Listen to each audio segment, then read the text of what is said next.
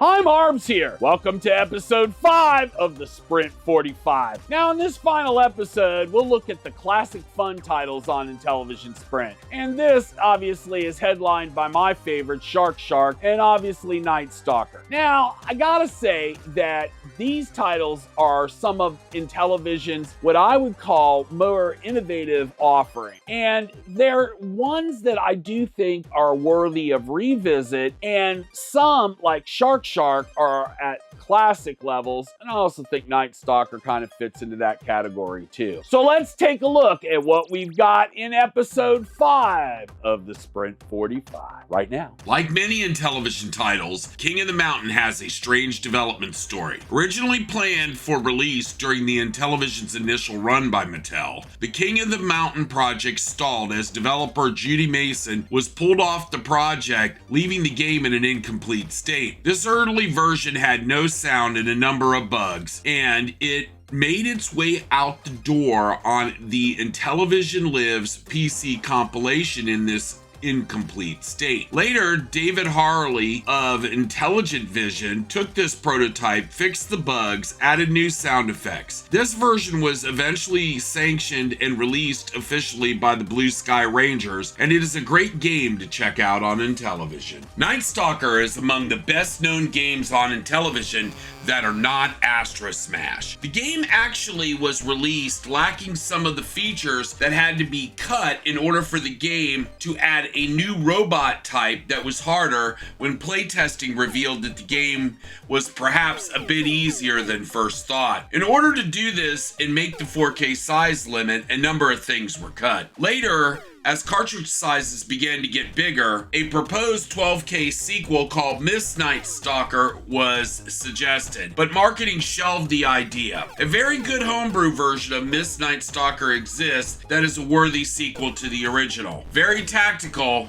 but a lot of fun. Despite its eventual legendary status, Mattel marketing originally dismissed Shark as merely a kid's game with zero sales potential. This lack of faith led to one of the smallest initial shipments in the company's history. When glowing reviews finally hit, the game became an accidental rarity and demand skyrocketed, but store shelves were empty. To me, it remains one of the crown jewels of the Intellivision library. The big fish eat little fish concept is deceptively simple, yet mastering the survival mechanics requires serious skill. Plus, the 2-player mode offers some of the most frantic and rewarding gameplay on the entire console. Another Intellivision retail fail. Inspired by what is best characterized as popular surround and blockade games of the era, Snafu is a standout blockade title that holds a unique place in Intellivision history. It famously uses the Intellivision video chip's built-in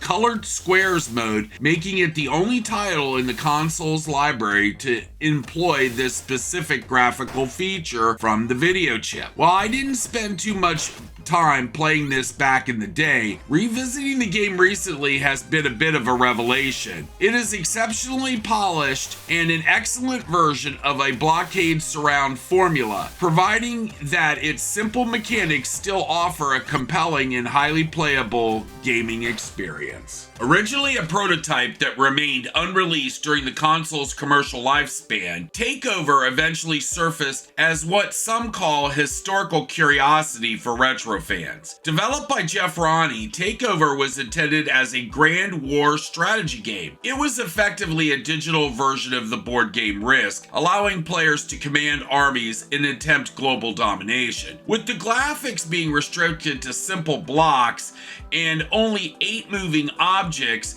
Mattel felt it wouldn't sell very well against more action-heavy titles, leading it to being canceled. First included on the Intellivision Lives CD for PC, it was more recently added to the Intellivision Sprint. I do have to admit there isn't much to look at, but it is interesting nonetheless. Like many late-era Intellivision titles, Thin Ice endured a tumultuous development cycle. What began as a port of Data East Disco Number 1 was completely reimagined by Keith Robinson, who introduced Duncan, a mischievous penguin skating circles around his friends. Despite the game being finished, Mattel's executive leadership and marketing teams struggled to find direction for the title, at one point nearly rebranding it for the 1984 Olympics. Though it was shelved during Mattel's closure, it finally saw a release in 1986 from INTV. Thin Ice is a perfect example of late generation programming advancements. The fluid movement and polished mechanics make an essential and highly playable part of the Intellivision library. Did you know that Intellivision had its own answer to Tempest? Vectron was specifically developed to capture that iconic vector arcade feel, which was no small feat on the raster graphics-based Intellivision. The game's journey to the screen was a bit of a branding shuffle. Originally titled as Vectrix, the game was changed when it was discovered that Vectrix arcade system already existed, and then marketing toyed with the name of Vortex before finally landing on Vectron. While it was inspired by the tube shooter genre, the actual experience is quite unique and doesn't really mirror Tempest. Its complexity and experimental nature of the title require a bit of a learning curve, but it stands out as one of the most distinct and technically ambitious experiences of the original Intellivision 125 library. Yep, so that's it. That's the final episode of the Sprint 45.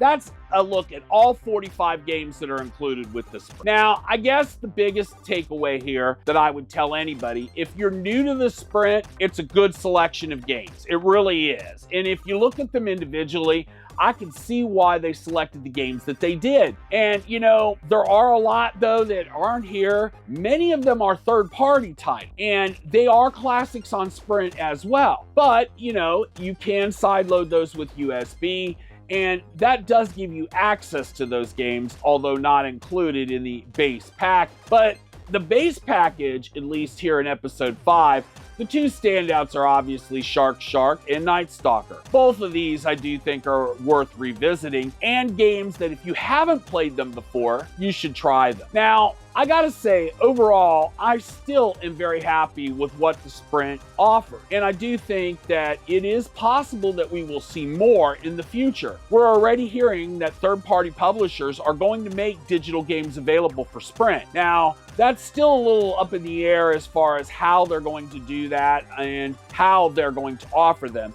But some of them, like, are already offering digital versions that you can use. And if you have those digitals, you can use them on your USB with your Sprint. Now, I gotta say, I am very impressed with the selection of games that is available for Intellivision in general. The entire platform is very good, and it might be better in some ways than other platforms. And because it does offer a really, really expansive library of games and a lot of different genres to play, that is for sure. Plus, some of the strategy games we've looked at and RPG games were quite innovative for their time. So that's it. That's the Sprint 45. My name is Barbs. If you need to buy a Sprint and you're now convinced that this is the time to pull the trigger, I've got a link down in the description where you can click on that link and support the channel with your purchase. I'll hope to see you in the next video. Slam that subscribe button for me.